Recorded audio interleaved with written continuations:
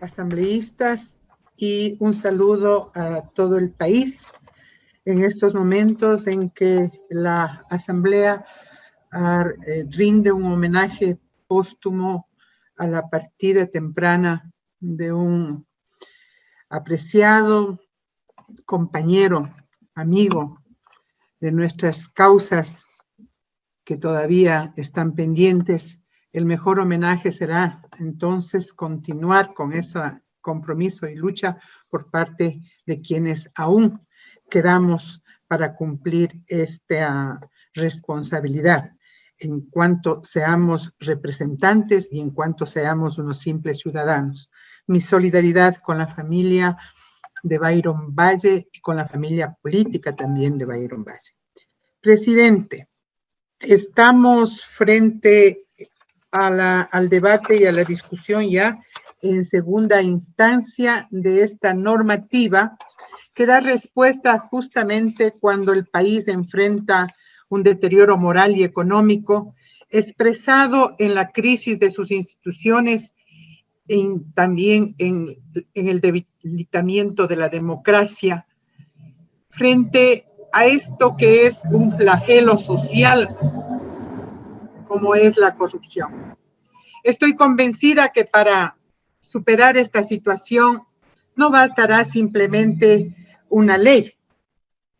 Sin embargo, esta es una herramienta que contribuye precisamente a combatir la criminalidad bajo estas propuestas de nuevos paradigmas que mantienen esos principios universales, especialmente que se los puede advertir en la jurisprudencia de nuestro país y de la región. Me refiero, por ejemplo, al tema del derecho humano y del derecho romano, que ante todo lo que insiste es en recuperar esos principios fundamentales que se refieren a el bien común, a la honestidad, al derecho a la justicia y al tema de la legitimidad.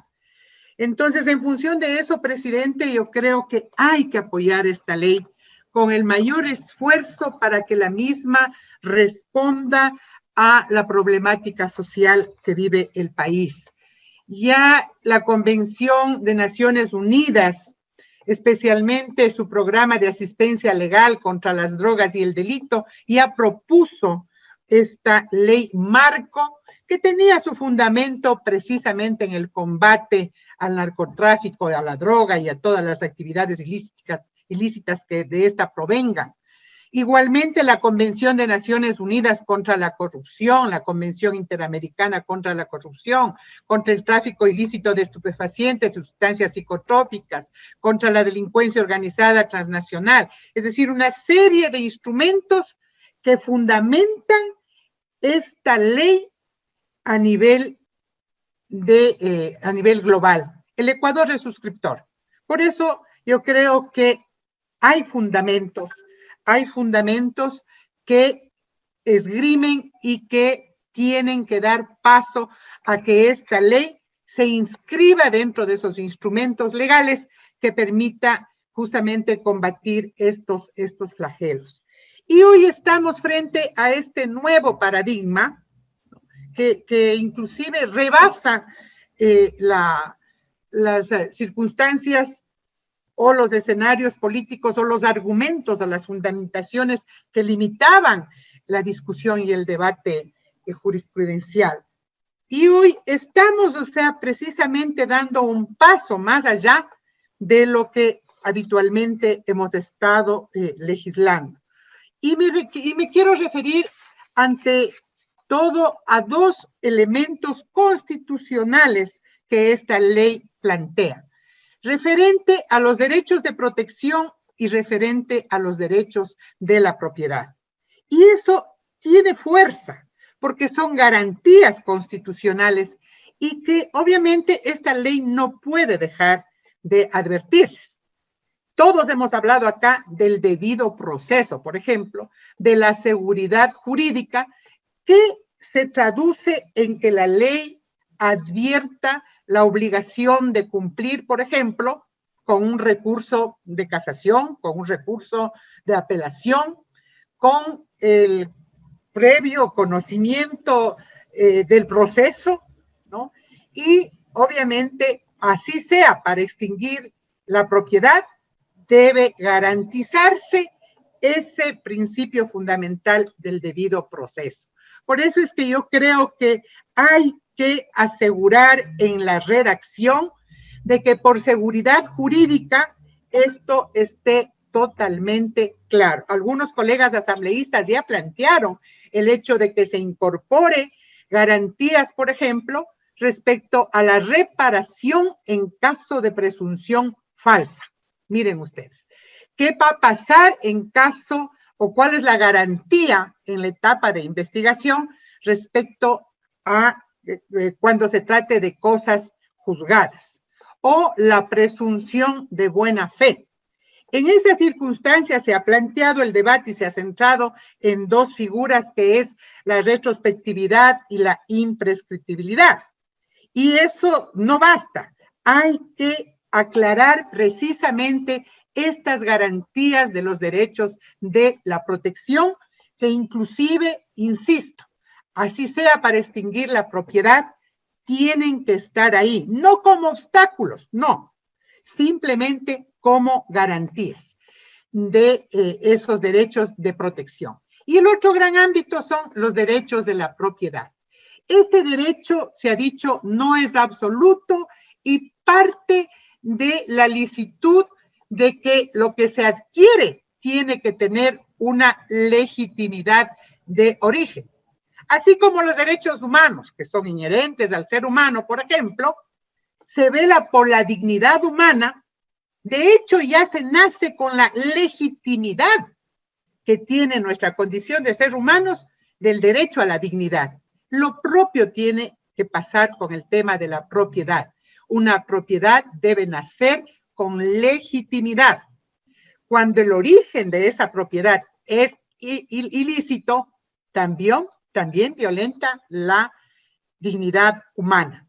Entonces, esa ilegitimidad de origen o ilicitud de origen no configura de manera plena el derecho a la propiedad, y ahí surge la posibilidad de aplicar este principio de la retrospectividad, que no es igual, y coincido, a la retroactividad.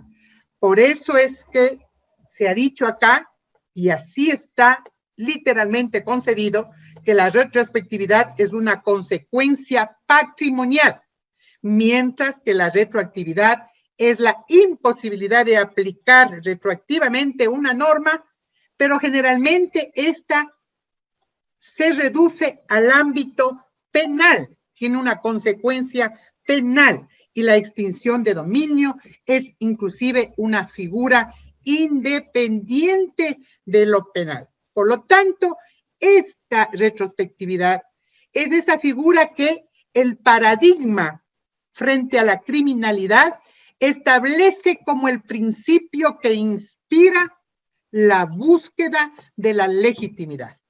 Y eso se corresponde con lo que dice nuestra Constitución, que es precisamente la garantía del derecho a la propiedad legítima, el derecho inclusive a generar riqueza, pero riqueza que tiene que ver con los instrumentos legítimos, el trabajo legítimo, el trabajo honesto. Entonces yo creo que esa es la principal discusión en cuanto a la esencia mismo que tiene esta ley.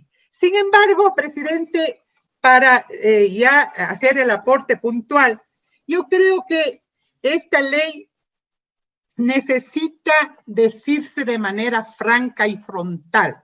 Siempre requerirá para su efectividad el contar con una justicia independiente. Una justicia que garantice la sanción, una justicia que garantice el debido proceso, una justicia que no sea selectiva con la corrupción, una justicia que respete las garantías constitucionales, una justicia que utilice como herramienta para eso, precisamente para que los ciudadanos sintamos que vivimos en un país con garantías que implica necesariamente sanción para quienes cometen ilícitos. Entonces, presidente, hay que hacer los esfuerzos para que esta ley no recoja las migajas de la corrupción. Que esta ley se aplique para esas migajas, pero también para las grandes fortunas malavidas. Y por eso, presidente, yo creo que esta ley tiene que demostrar la voluntad política de la comisión, del propio proponente que tiene en estos momentos en sus manos la posibilidad inclusive de recoger las propuestas, y en ese sentido yo me permito, respecto al artículo 18, proponer, en cuanto se refiere a la procedencia y causales de la extinción de dominio, incluir un literal en donde esté claramente como causales de la extinción de dominio, a más de las que ya se contempla, cuando el bien o bienes provengan de la elusión o evasión tributaria declarada por la administración tributaria. Mire, no cualquier presunción. Cuando el bien o bienes provengan de la elusión o evasión tributaria declarada por la administración tributaria y se encuentren en el país, en el extranjero o en paraísos fiscales. Se podrá aplicar uno o varios de estos presupuestos para la procedencia de la extinción de dominio, los mismos que no serán excluyentes entre sí. Está claro lo que significa la evasión y la elusión, que consiste en utilizar justamente medios ilícitos para la evasión y para la elusión fiscal. Y eso también es parte de lo que se configura como flagelo social identificado con la corrupción en el ámbito público y en el ámbito privado. Está demostrado, la CEPAL ya advierte que la evasión fiscal y la elusión fiscal permite justamente una serie de injusticias y afectaciones a los sistemas económicos de países como los nuestros, perjudicando las condiciones de vida, especialmente los derechos a la salud, a la educación, a la protección de nuestros niños y, en definitiva, al patrimonio, debilitando las democracias de nuestros países.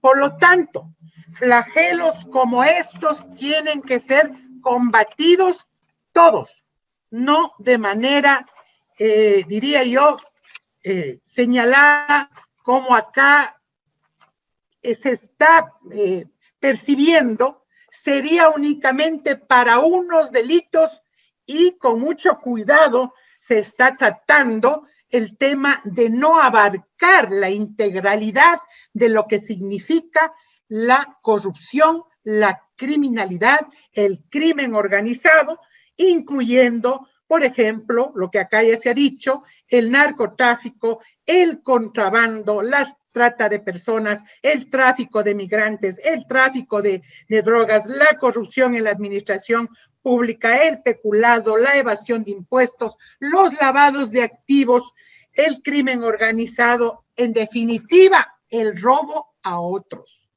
Por eso, presidente, la asambleísta Mae Montaño la semana pasada decía, Ecuador no debe ser el paraíso de los corruptos. Yo creo que el Ecuador tampoco debería ser el lugar de donde salen precisamente los recursos de los corruptos a paraísos fiscales, a través de la evasión tributaria y también de la salida de capitales o de la adquisición de bienes con recursos injustificados. Por lo tanto, presidente, esto es muy puntual, el que se incluya en el artículo 18 precisamente este aporte que lo señalo, a fin de que esta ley pueda cubrir las expectativas que tiene el pueblo ecuatoriano. Aporte. Repito, la ley no será la salida definitiva. Necesitamos una justicia independiente, una justicia que cumpla ese rol precisamente de tener la mirada hacia todo lo que significa este flagelo social, pero ante todo que permita que no haya impunidad. ¿Estamos entonces listos a aprobar esta ley? Sí, que ha sido de pronto tratada políticamente y además un poco como que aparece que alguien nos exige desde afuera. No, presidente, esta ley ha sido y será la vigencia, el resultado de la voluntad política que estamos demostrando desde la Asamblea Nacional, en la medida en que esta no tenga dedicatoria, no sea motivada por venganzas, ni impida realmente que tengamos derechos y condiciones de igualdad todos los ecuatorianos, y en este caso también. Gracias, presidente. Intervención de la asambleísta por Imbabura, Silvia Salgado. Ella dijo y ha enfatizado que para que la ley sea efectiva siempre requerirá contar con una justicia independiente que garantice